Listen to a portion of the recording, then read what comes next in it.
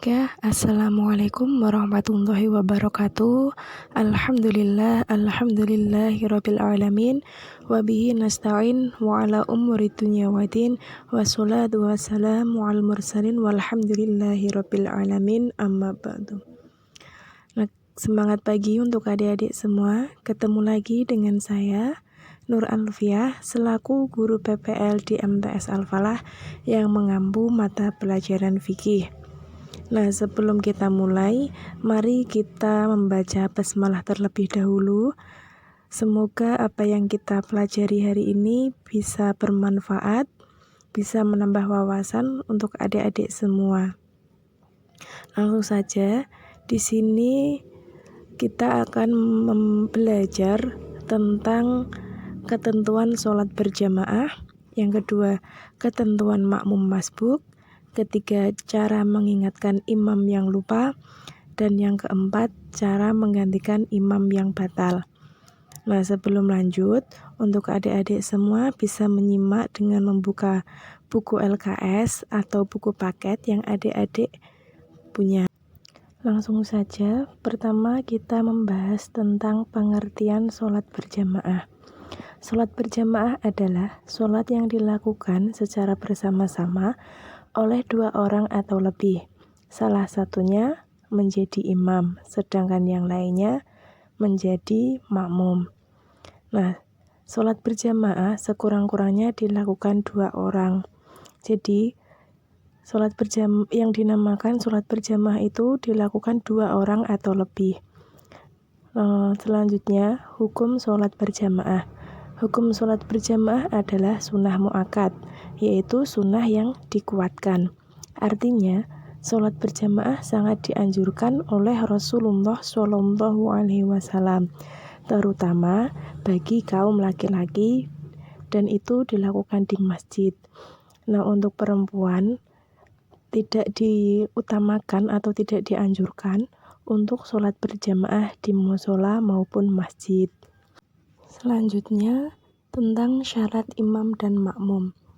Imam dalam sholat adalah orang yang memimpin sholat dan berdiri paling depan atau di depan makmum. Gerakan seorang imam dalam sholat harus diikuti oleh makmum. Jadi tidak boleh mendahului imam. Nah, seorang imam dalam sholat berjamaah harus memenuhi syarat-syarat tertentu.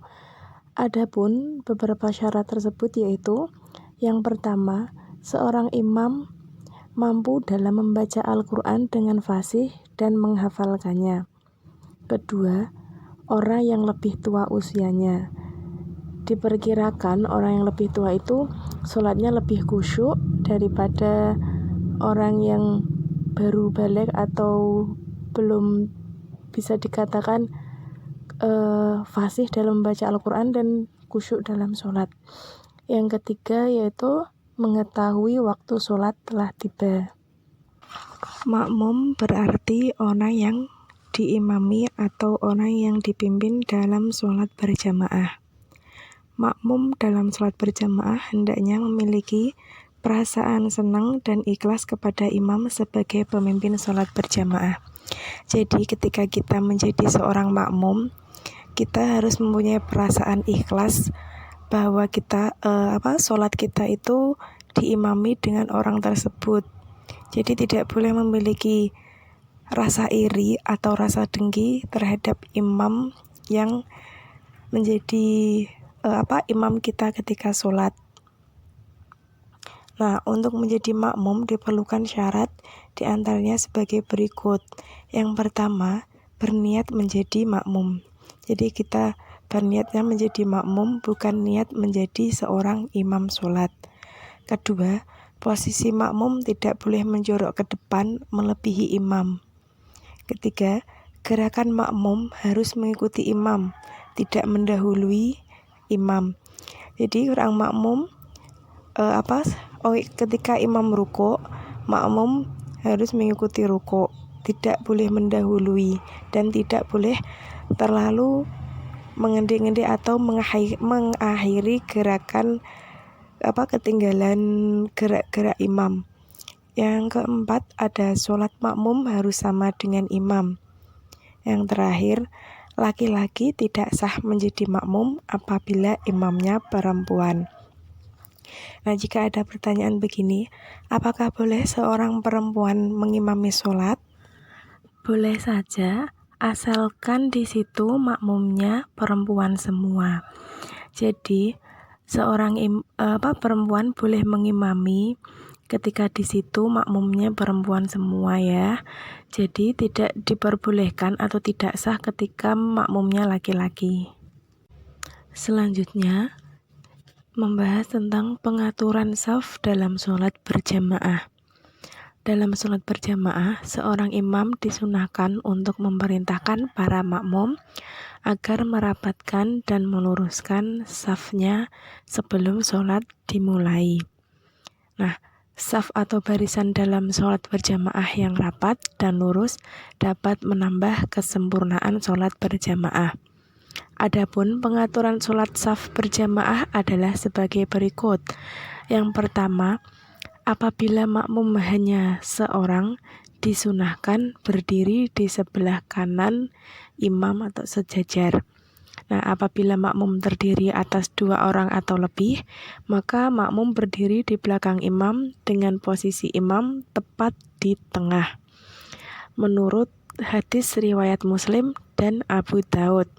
Yang kedua, apabila makmum terdiri atas laki-laki dan perempuan, maka laki-laki di depan dan perempuan di belakang. Yang ketiga, apabila makmum terdiri dari laki-laki, perempuan, dan juga anak-anak, laki-laki dewasa paling depan tepat belakang imam, di belakangnya disusul oleh remaja dan anak-anak.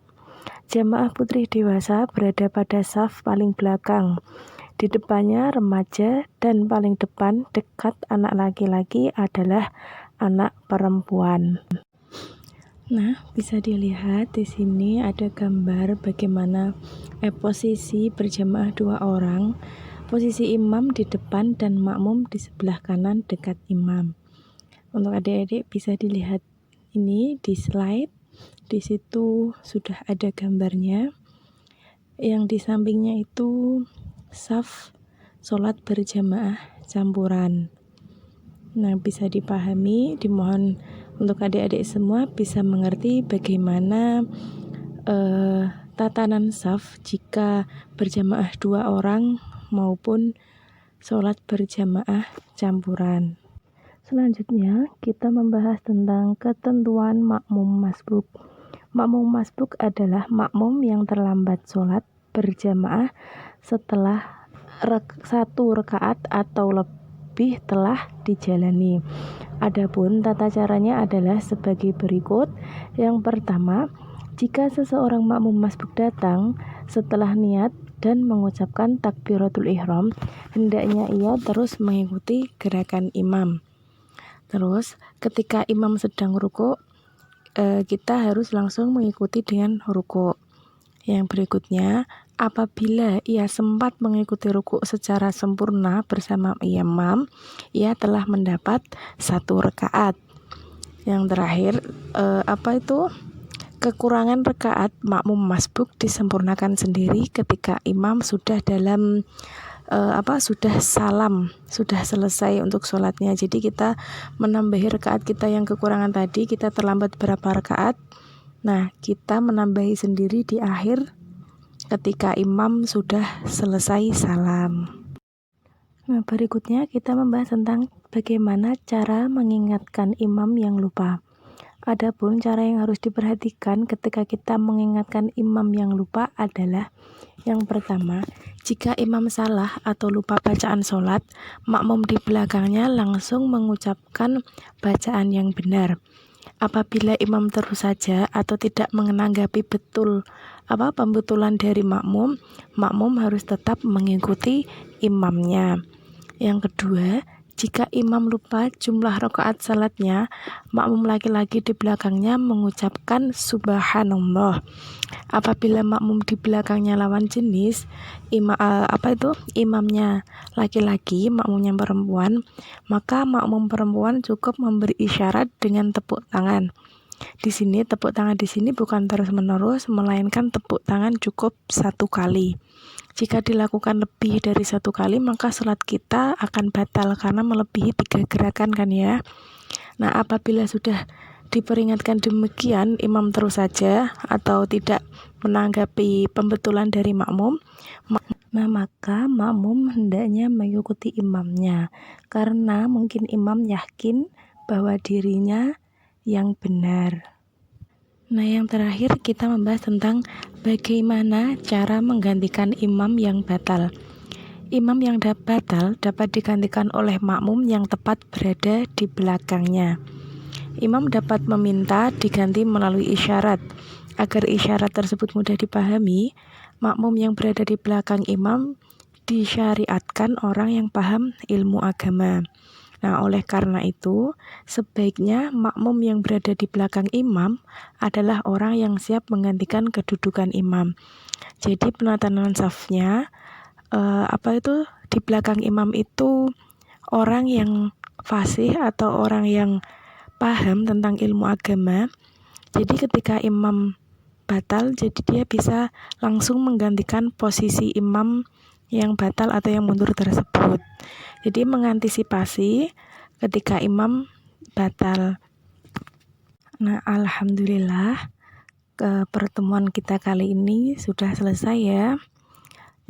Saya pribadi memohon maaf atas dalam penyampaian saya tadi kurang memahami atau ada kesalahan dalam ucapan saya. Mohon maaf sebesar-besarnya.